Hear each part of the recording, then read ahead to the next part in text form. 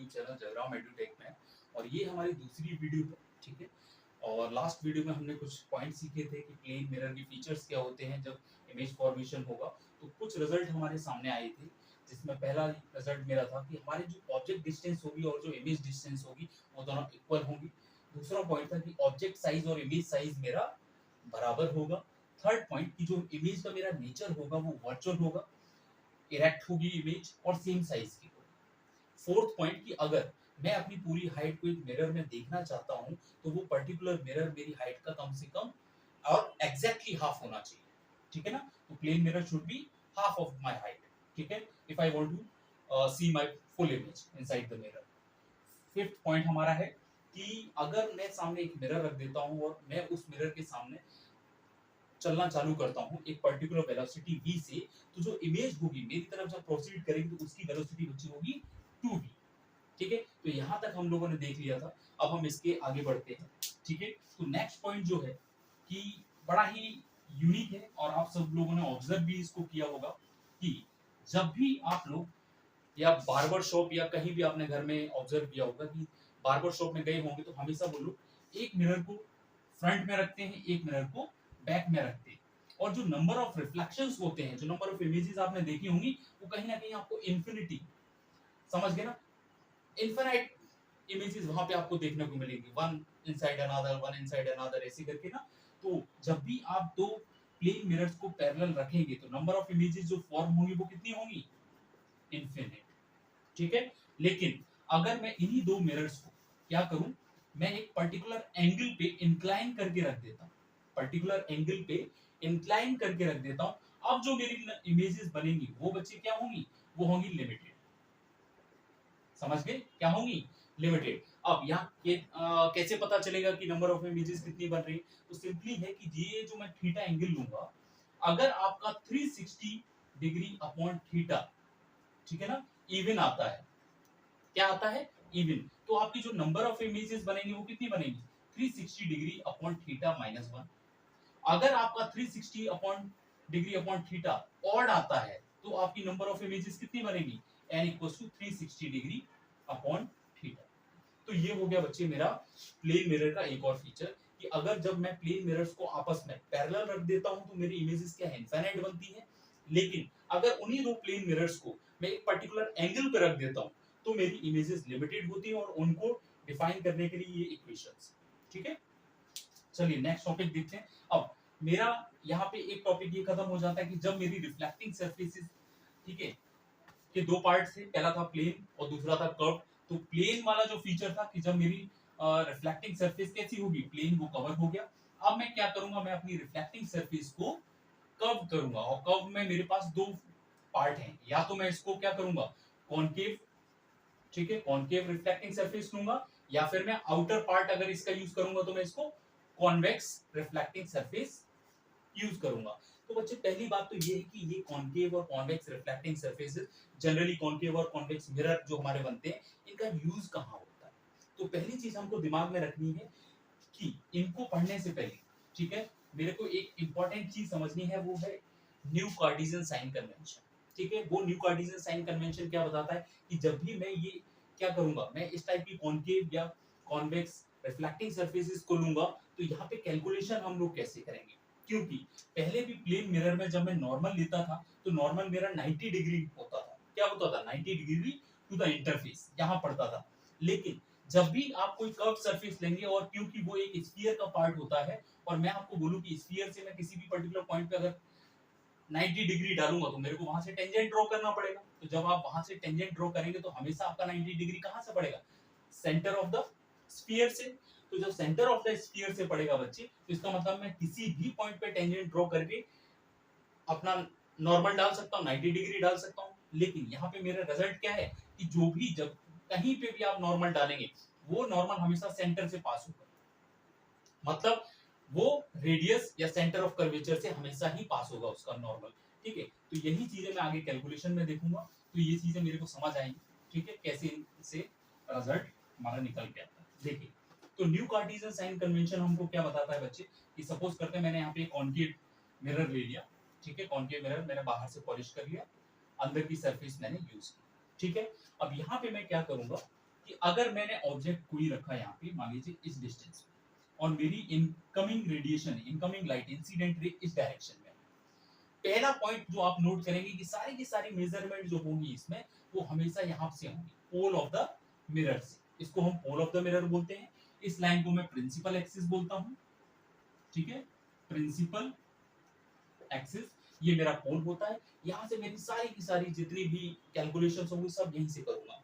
तो अगर मेरी इंसिडेंट लाइट इस डायरेक्शन में इंसिडेंट रे आ रही है और मैं अगर इसके अगेंस्ट में मेजरमेंट करता हूँ, मान लो मैंने ऑब्जेक्ट यहाँ रखा है तो मेरा मेजरमेंट कैसे होगा, ऐसे होगा, यहाँ से यहाँ तक मेरा ये मेरी ऑब्जेक्ट डिस्टेंस होगी। तो मैं अगेंस्ट द इंसिडेंट रे कर रहा हूँ तो इसका मतलब मैं इसको कैसे लूंगा, मैं इसको नेगेटिव लूंगा।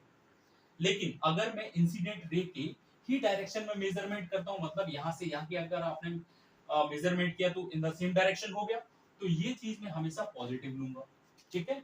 और प्रिंसिपल एक्सिस से जितनी भी ऑब्जेक्ट्स आप ऊपर की डायरेक्शन में मेजरमेंट करेंगे तो वो मेरा पॉजिटिव होगा, और नीचे की डायरेक्शन में करेंगे तो वो बच्चे मेरा नेगेटिव। तो ये पॉइंट मेरे को याद, ठीक है। दूसरा इंपॉर्टेंट पार्ट जो है यहाँ पे चॉइसेस ऑफ रे, मैं जितने भी डायग्राम बनाऊंगा उनको एक्सप्लेन करने के यहाँ पे मैं दो टाइप की रेज का यूज करूंगा, ठीक है। क्योंकि जो मेरा कॉनकेव मिरर होता है बच्चे, इसका एक फीचर होता है कि कॉनकेव मिरर को मैं कन्वर्जिंग मिरर बोलता हूँ, क्योंकि यहाँ पे अगर मैं एक रे लेता हूँ जो कि parallel to the principal axis है, इस तरीके से आती है, ठीक है। तो ये रे जो बच्ची होती है वो कन्वर्ज होके इसके फोकस से पास करती है। कहाँ से पास करती है, फोकस से। तो कॉनकेव मिरर मेरा कैसा मिरर है, कन्वर्जिंग मिरर है, और जो कॉन्वेक्स मेरा मिरर है वो क्या है, डाइवर्जिंग मिरर है। क्योंकि कॉन्वेक्स मिरर को अगर मैं यहाँ पे लेता और यहाँ पे प्रिंसिपल एक्सिस और ये रे अगर आती तो रे मेरी डाइवर्ज कर जाती और यहाँ पे इस तरीके से मेरे को मेरा फोकस मिलता। तो एक और पॉइंट मेरे को समझ आया यहाँ पे कि यहाँ पे जो मेरा फोकस है वो बच्चे मेरा रियल फोकस है, यहाँ पे जो मेरा फोकस है वो बच्चे वर्चुअल फोकस है। अब आप पूछेंगे इनमें डिफरेंस क्या है। डिफरेंस ये है कि अगर रियल रेज से ही कोई फिनोमिनन हो रहा है, ठीक है, या इमेज बन रही है चाहे फोकस बन रहा है, तो वो मेरा रियल है। अगर रेज मेरी कहीं और चली गई और मैं बैक ट्रेस उनको कर रहा हूँ टू अ सर्टेन पॉइंट, तो वो पॉइंट मेरा वर्चुअल होगा। तो यहाँ पे फोकस क्या है मेरा, वर्चुअल है, और यहाँ पे मेरा रियल है, ठीक है। तो ये कॉनकेव मिरर है और ये कॉन्वेक्स मिरर का फीचर हो गया। तो यहाँ पे एक चॉइस ऑफ रे तो मेरी कौन सी है, जो parallel to the principal axis आएगी। दूसरी रे बच्चे कि जैसे मैंने आपको बताया था प्लेन मिरर में अगर नॉर्मल पे अगर मैं इस तरीके से लाइट ऐसे इंसिडेंट कराऊंगा तो ये पर्टिकुलर एंगल फॉर्म करती थी आई और आर। लेकिन अगर रे मैंने नॉर्मल पे ही इंसिडेंट करा दी तो लाइट जिस रास्ते जाएगी उसी रास्ते वापस आ जाएगी, कोई एंगल फॉर्म नहीं होगा। सिमिलरली यहाँ पे भी अगर ये मेरा फोकस है और ये मेरा सेंटर ऑफ कर्वेचर है, मतलब ये मेरी रेडियस है, और अगर मैं कोई रे यहाँ से पास करा देता हूँ ऐसे करके, मतलब नॉर्मल पे गिरेगी तो लाइट जिस रास्ते जाएगी उसी रास्ते वापस आ जाएगी, ठीक है। इतना समझने को मिला हमको, ठीक है। यहाँ पे ये क्लैरिटी आ गई कि मेरा न्यू कार्टेशियन साइन कन्वेंशन क्या है। दो चॉइसेस ऑफ रे मैंने ले लिया, एक parallel to the principal axis, एक को मैं सेंटर ऑफ कर्वेचर से पास कराऊंगा। मेरे को ये सीखने को मिला कि रियल फोकस कैसे बनता है, वर्चुअल फोकस कैसे बनता है, ठीक है। अब हम आगे बढ़ते हैं यहाँ से, ठीक है। अब क्योंकि मेरे को यहाँ पे फीचर्स समझने हैं कॉनकेव और कॉन्वेक्स रिफ्लेक्टिंग सरफेसेस की, तो इंपॉर्टेंट है कि मेरे को ये समझ में आए पहले कि इमेज फॉर्मेशन कैसे हो रहा है कॉनकेव या फिर कॉन्वेक्स रिफ्लेक्टिंग सरफेस में। तो इनसे डील करने के लिए जैसे हम आगे बढ़ेंगे, सबसे इंपॉर्टेंट है मेरे दो कॉन्सेप्ट कि जब भी हम इन चीजों को पढ़ते हैं तो मेरे पास दो इक्वेशन निकल के आती है। पहली है कि r इक्वल्स टू 2f, कि जो मेरी रेडियस ऑफ कर्वेचर है वो किसके इक्वल है, twice of the focal length के, ठीक है। जो मेरी फोकल लेंथ अभी हमारी निकल के आई वो हमेशा किसके बराबर होगी, रेडियस ऑफ कर्वेचर के हाफ के, ठीक है। दूसरा चीज मेरा होता है मिरर फॉर्मूला, कि जब भी मैं कोई इमेज निकालूंगा, ठीक है, तो मेरी जो ऑब्जेक्ट डिस्टेंस है, मेरा फोकल लेंथ है और मेरा इमेज, ये तीनों एक रिलेशनशिप में। कैसे, देखो इसको समझाते हैं। ये मेरा मिरर फॉर्मूला होता है, इसको आगे और डिटेल में देखेंगे। तो हम सबसे पहले देखते हैं image formation, image formation by a concave mirror, concave mirror. देखो तो यहाँ पे अगेन मैं एक कॉनकेव मिरर ले रहा हूँ, ठीक है, इस तरीके से ड्रॉ किया मैंने। यहाँ पे इसका फोकल लेंथ हो गया, यहाँ पे इसका सेंटर ऑफ कर्वेचर हो गया, ठीक है। अब मान लो कि मैंने ऑब्जेक्ट को कहाँ रख दिया बच्चे, इंफिनिटी पे ऑब्जेक्ट रखा, मतलब u जो होगा मेरा क्या हो जाएगा, इंफिनिटी। और क्योंकि लेफ्ट हैंड डायरेक्शन में पोल से इस डायरेक्शन में मेजर करोगे तो माइनस का इंफिनिटी, ठीक है। उसके बाद अगर यहाँ से रे मेरी parallel to the principal axis आ रही है तो कहां से पास होती है? फोकस से। इसका मतलब मेरी जो इमेज बनेगी वो बच्चे कहां बनेगी? फोकस पे, मतलब माइनस के एफ हो जाएगा। क्लियर है? सेकंड, थर्ड पॉइंट, अब यहाँ पे फोकल लेंथ तो मेरी फोकल लेंथ है ही, तो इसका मतलब क्या हुआ बच्चे कि अगर मैं ऑब्जेक्ट को इंफिनिटी पे रख रहा हूँ, मेरी इमेज कहां बन रही है? फोकस पे। तो तीनों के बीच में एक रिलेशनशिप है यहाँ पे। तो यही इसीलिए इन्हीं पॉइंट से मैं मिरर फॉर्मूला को डेराइव करता हूँ। आप इनमें वैल्यू पुट करके देखेंगे तो आपको रिजल्ट भी मिल जाएगा। ठीक है, अगर मैं यहाँ पे u की वैल्यू इंफिनिटी करूंगा और f की वैल्यू तो f रहेगी, तो v की वैल्यू क्या है? माइनस f आ गया।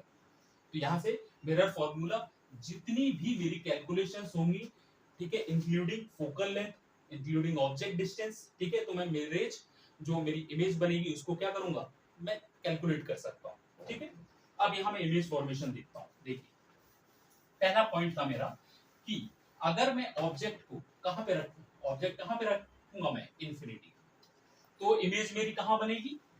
फोकस पे। ठीक है, सेकंड पॉइंट, अगर मैं ऑब्जेक्ट को रखता हूं किस कहां पे? बिटवीन सी एंड इंफिनिटी, मतलब ये मेरी इंफिनिटी है और सी के बीच में मैं कहीं भी इसको प्लेस कर दूं तो मेरी इमेज कहां बनेगी? समझ गए? तो पहली चीज, अगेन मैं डायग्राम ड्रॉ करूंगा। ठीक है, डायग्राम ड्रॉ करेंगे तो इसको देखो, एक रे तो मेरी यहाँ से इस तरीके से फोकस पे निकल के आएगी, दूसरी रे में ऐसे करके पास कराऊंगा सेंटर ऑफ कर्वेचर से, तो ये दोनों जहां इंटरसेक्ट करेंगी वो मीटिंग पॉइंट हो जाएगा, वहां मेरी इमेज बन जाएगी। इसका मतलब अगर मैंने ऑब्जेक्ट को इंफिनिटी और सी के बीच में रख दिया तो मेरी इमेज कहां बनेगी बच्चे? Between C and F. और नेचर क्या होगा? नेचर देखो उल्टा दिखाई दे रहा है मेरे को यहाँ पे, तो मेरी इमेज जो बनेगी वो कैसी बनेगी? रियल बनेगी। ठीक है, इन्वर्टेड बनेगी और डिमिनिश्ड इन साइज, मतलब स्मॉल इन साइज। ठीक है, डिमिनिश्ड नेचर होगा इसका। तो मेरे को ये समझ आ गया। थर्ड पॉइंट जो होगा कि अगर मैं अपने ऑब्जेक्ट को अब कहां पे रखूंगा? अब मैं ऑब्जेक्ट को रखूंगा अपने सेंटर ऑफ कर्वेचर पे। तो अगर मैंने अब ऑब्जेक्ट यहाँ पे रखा तो बच्चे कहां पे इमेज बनेगी बताओ? ठीक है, तो हम लोग देखते हैं यहाँ पे, अगर मैं यहाँ पे ऑब्जेक्ट को सी पे रख देता हूँ तो बच्चे जो मेरी इमेज बनेगी, क्योंकि ये सी पे ही रखा है तो मैं यहाँ पे इस तरीके से आएगी, और एक इमेज यहाँ से ऐसे करके डालूंगा तो वो बराबर से दिखेगी, तो जो मेरी इमेज बनेगी वो भी सेंटर ऑफ कर्वेचर पे ही बनेगी। इसका मतलब कि अगर आप अपने ऑब्जेक्ट को सी पे रख देते हैं माइनस आर पे, तो जो आपकी इमेज बनेगी वो भी कहाँ बनेगी? माइनस आर पे ही बनेगी। क्लियर है? सेम साइज होगा, रियल होगी, इन्वर्टेड होगी। इसके बाद जब भी इसके बाद आप आगे बढ़ेंगे तो अब मैं ऑब्जेक्ट को कहां रखूंगा बच्चे? अब मैं अपने ऑब्जेक्ट को रखूंगा बिटवीन सी एंड एफ। ठीक है, कि ऑब्जेक्ट अब मेरा कहां प्लेस होगा? अब मेरा ऑब्जेक्ट प्लेस होगा बिटवीन सी एंड एफ। अब यहाँ पे मेरा मैग्निफिकेशन मेरे को मिलना स्टार्ट होता है। टिल दिस पॉइंट, जब तक कि मैं सेंटर ऑफ कर्वेचर पे रख रहा था मेरे को इक्वल साइज मिला, उससे पहले मेरे को स्मॉल इमेज मिल रही थी, लेकिन बियॉन्ड ऐसे ही मैं इसके बाद रखना चालू करूंगा, सी के बाद, सी और ऑफ एफ के बीच में, अब मेरे को जो इमेज बनेगी वो जो इमेज होगी वो मैग्नीफाइड इमेज होगी, इनलार्ज इमेज होगी। ठीक है, तो जो मेरा डायग्राम बनेगा वो कुछ इस तरीके से बनेगा। ठीक है, रे कुछ इस तरीके से पास की, दूसरी रे मैं यहाँ से ऐसे ले लूंगा, और ये कुछ इस तरीके से, सॉरी वन सेकंड,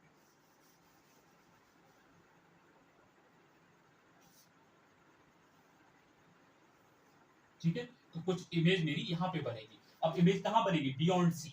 तो अगर मैं अपना ऑब्जेक्ट अब कहाँ पे रखूंगा? ऑब्जेक्ट जहां पे रखूंगा बिटवीन सी एंड एफ। ठीक है, बिटवीन सी एंड एफ, तो मेरी इमेज कहाँ बनेगी? Beyond C. ठीक है, बियॉन्ड सी। और नेचर कैसा होगा बच्चे? रियल है, इन्वर्टेड है और इनलार्ज्ड है, मैग्नीफाइड है नेचर में। ठीक है, अब इसके बाद मेरा एक आखिरी पॉइंट होता है, यहां तक अभी तक हमको जो इमेज मिल रही थी उसका नेचर क्या था बच्चे? उनका नेचर था रियल थी, इन्वर्टेड थी, लेकिन अभी तक किसी भी सिनेरियो में मेरे को वर्चुअल इमेज नहीं मिली। ठीक है, अब जो पॉइंट है वो पॉइंट है मेरा कि अब मैं जो अपना ऑब्जेक्ट रखूंगा वो फोकस और पोल के बीच में रखूंगा, और जब भी आप ऑब्जेक्ट को यहाँ पे रखोगे तो होगा क्या? आपकी जो रे इस तरीके से पैरेलल आएगी वो ऐसे चली जाएगी। ठीक है, दूसरी रे जो होगी आपकी कुछ इस तरीके से बैक ट्रेस करेगी। ठीक है ना, तो जो इमेज बनेगी वो मेरी कहाँ बनेगी? बैक साइड पे मिलेगी कुछ इस तरीके से। ठीक है, तो यहाँ पे मेरी वर्चुअल इमेज बनेगी। मतलब कि अगर मैं अपने ऑब्जेक्ट को अब फोकस और पोल के बीच में रख दूं तो मेरी इमेज बच्चे कहाँ बनेगी? Behind the mirror. ठीक है, और इसका नेचर क्या होगा? वर्चुअल होगा। ठीक है, वर्चुअल होगा, इरेक्ट होगा और मैग्नीफाइड होगा।